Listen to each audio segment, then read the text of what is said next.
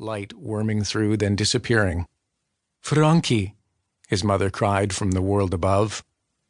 Water filled him to bursting. He kicked and thrashed until there was no air and no up. He was sinking like any creature taken by the sea. He closed his eyes.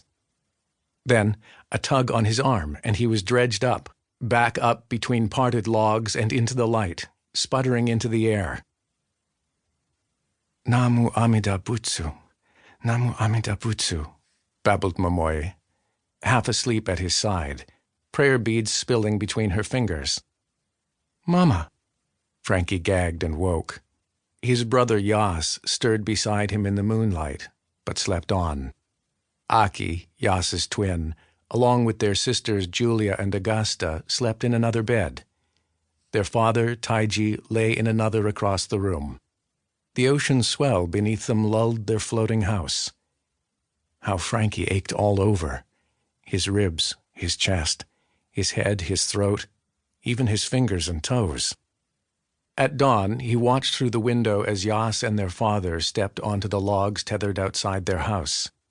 Without a word, they rolled the timbers beneath their feet, poles held easily across their chests, and glided effortlessly away, like Frankie never could. How did it feel, Frankie had to wonder. That sureness. Taiji's shadow always at his back, strong and tall.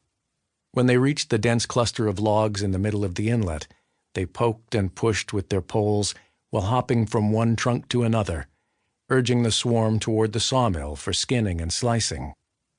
Frankie could only lie back in his bed, every finger bandaged, his ribs bound, his breath wheezing through bruised passages. Frankie had nearly been a goner. But no, not Yas. He'd roar when he rolled the biggest log faster than anyone. "I rode the Colossus!" The girls scrambled after him, crying, "No!" Others might go down like deadheads, like squashed jellyfish.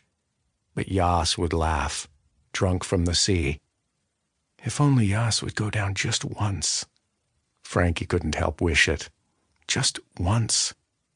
Momoe sat beside him. She'd been brewing sake, and he smelled the burnt sweetness amid the ocean salt. If only she would hold him like she did when he was little. If only to lift him from here to there. She raised a bottle to the window to let the early morning sunlight glance through. "You see, Frankie?" She tipped the bottle back and forth. Green, blue, and white light swilled within. "This is how we came across the ocean. In giant ships riding giant waves. Before you were born." When he opened his eyes next, the house was dark. He felt his mother there, smelled her there, as if the two of them were below decks of the giant ship on its long journey, instead of drifting in their floating house.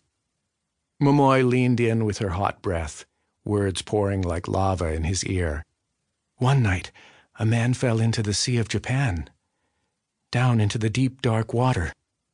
Frankie's aches flared and burned with cold anew.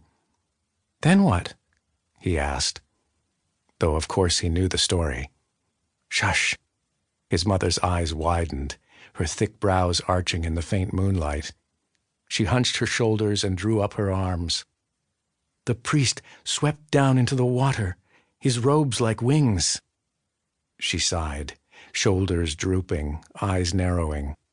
It always exhausted her telling this part, as if she'd rescued the man herself. Frankie shivered and tingled. "And then? The priest crossed to the other side and brought him back." She stared so hard at Frankie that he had to look away. "Did you?" "What, Mama?" "Did you cross to the other side?" On his way out, Taiji gazed down at Frankie with a pitying shake of his head. One by one, Yas and the girls passed by his bed and did the same. Only Aki lingered to give him a gentle squeeze and kind eye. "Bye, Frankie," they called from outside, voices fading as they rowed to shore for school. His mother settled in beside him, ready to tell another story, the one about the rich widow and her son and daughter. The widow had heard of the priest and the miracles he'd performed, of walking on fire, purging dark.